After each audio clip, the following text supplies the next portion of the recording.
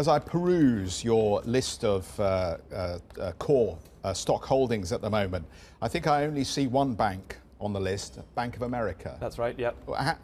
No European bank passes muster? No, not for us, no. So, I mean, to me, the banking sector in America is sort of 10 years, possibly 50 years ahead of the Europeans, you know, where they, in particular post the crisis, you know, the speed with which the regulator was able to fix the problem. You know, fixing a 28 sort of block system is much harder than just doing the TARP program in 2010 and cleaning out the bad assets off the balance sheet. So I believe that, and combined with the fact that in 2015-16, the CCAR results in America led to a return of capital. 100% of their earnings they can now return. They don't need to build up any more capital. Twice as capitalized as they were in the crisis, with 3 times the liquidity across the system.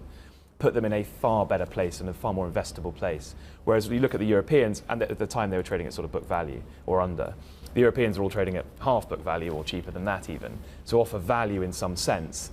But I just believe the system is far more broken, the assets still of far lower quality, and the resolution still hasn't been achieved that you need to see a sustainable, say, 5 to 10 year path for investment. Isn't there just a little part of you that in the value investor side of your brain is just saying, deep value, look at the valuations these banks sit on, moonshot, 1 or 2 of them are going to come out good? Yeah, absolutely. We've had a good look. We had a good look at the Italians when they were doing that sort of the theory of the consolidation within Italy, and some of the NPL sort of work around. But you know, the problem with Italy, there's still not really a sort of debtor in possession rule.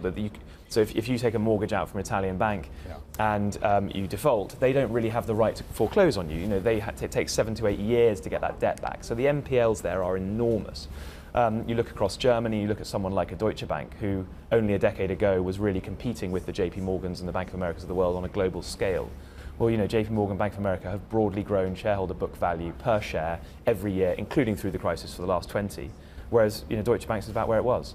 So it's a long-term value destruction. So when it comes to Commerce today, they are looking at reducing their risk-weighted assets yet again, and some of this really coming out of FIC. And we were sort of having the discussion that FIC has been a really challenging area for a lot of the banks, even some of the US counterparts after quarter. Yeah.